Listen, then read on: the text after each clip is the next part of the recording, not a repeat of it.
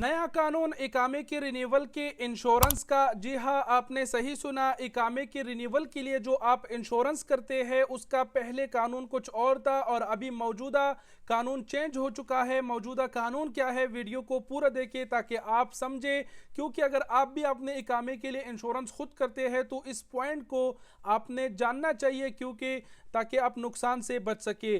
पहले इकामे के रिन्यूअल के लिए इंश्योरेंस का कानून ये था कि अगर मुअस्ससे में 3-4 बंदे हैं और आपका इंश्योरेंस एक्सपायर होता तो आप अपना करते और आपका इकामा रिन्यू हो जाता। लेकिन अब नया कानून ये है कि अगर आपका इंश्योरेंस एक्सपायर होता है, इकामे के रिन्यूअल के लिए आप इंश्योरेंस करते हैं और साथ ही साथ आप जिस कंपनी कफील मुअस्ससे के साथ है उसमें मजीद भी बंदे हैं और उनमें भी किसी का इंश्योरेंस एक्सपायर है तो वो भी करना लाजमी होगा। यानी मुअस्ससे, कंपनी वगैरह में जितने बंदे हैं उन सब का इंश्योरेंस वैलिड होगा तो तभी जाके किसी का भी अगर इकामा उसमें एक्सपायर होगा तो रिन्यू हो पाएगा, वरना फिर आपका इंश्योरेंस अकेले का नहीं होगा, सबका इंश्योरेंस वैलिड होना ज़रूरी है। मिसाल के तौर पे आप किसी पर्दी मुअस्ससे में हैं, शरके में हैं, जो कुछ भी है, और उसमें 3 बंदे हैं जिसमें एक बंदे का इंश्योरेंस वैलिड है और 2 का एक्सपायर है और 2 में एक जो है अपना इंश्योरेंस करना चाहता है ताकि वो अपना इकामा रिन्यू कर सके और दूसरे ने अभी दूसरे को परवाही नहीं है, तो वो जो एक अपना इंश्योरेंस करेगा वो साथ ही साथ वो दूसरे का भी करके देगा, नहीं तो फिर इसका भी इंश्योरेंस नहीं होगा और इसका भी जो इकामा है वो रिन्यू नहीं होगा।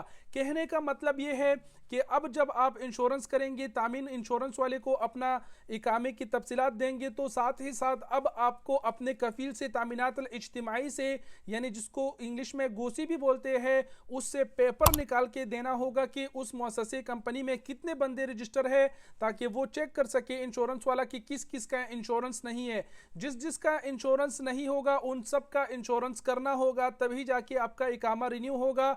मिसाल के तौर पर एक मुअस्ससे में 4 बंदे हैं और 3 बंदों का इंश्योरेंस नहीं है और आप अकेले खुद का इंश्योरेंस करना चाहते हैं तो आपका इंश्योरेंस नहीं होगा। आप जब तामीनातल इज्तिमाई का पेपर इंश्योरेंस वाले को देंगे, वो चेक करेगा कि 3 बंदों का इंश्योरेंस नहीं है तो वो 3 बंदों का डाटा इंश्योरेंस में डालेगा, 3 बंदों का इंश्योरेंस करेगा और वो 3 बंदों का जो अमाउंट है वो आपसे वसूलेगा। यानी उसी अमाउंट में उन 3 बंदों का भी इंश्योरेंस होगा और उसी अमाउंट में अगर आप करना चाहे तो पूरा आपको पे करना होगा। मतलब आप पर ही आया इंश्योरेंस, आपको महंगा मिल गया। अगर इंश्योरेंस वाला अच्छा हुआ और उसने ये सारी चीज़ें आपको समझाई कि भाई अगर आप 3 बंदे इंश्योरेंस करना चाहे तो तब भी यही अमाउंट आएगा और अगर आप खुद के अकेले की करना चाहेंगे तो तब भी यही अमाउंट आएगा। वो अकेले आपके नहीं करेगा, मतलब 3 बंदों के साथ में करके देगा ताकि आपका भी काम उससे चल सके। तो ये बहुत ही बड़ा पॉइंट है। आपके मुअस्ससे में जितने बंदे हैं आप इंश्योरेंस करते हैं, बाकी का भी एक्सपायर है तो उसका भी साथ में करना होगा।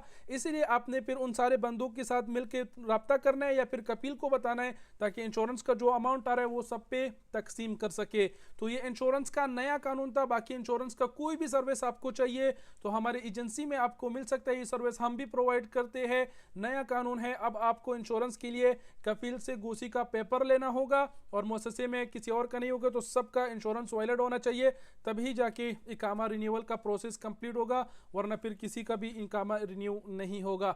बहरहाल सऊदी अरब के ऑथेंटिक खबरों के लिए सफ़ी न्यूज़ को फॉलो कीजिएगा। उम्मीद करते हैं आप समझ गए होंगे इकामे के रिन्यूअल के लिए इंश्योरेंस का इस नए कानून के बारे में। खुश व आबाद रहे, दुआओं में याद रखिए। सऊदी अरब में रहते हुए अपना ज़्यादा से ज़्यादा ख्याल रखिएगा।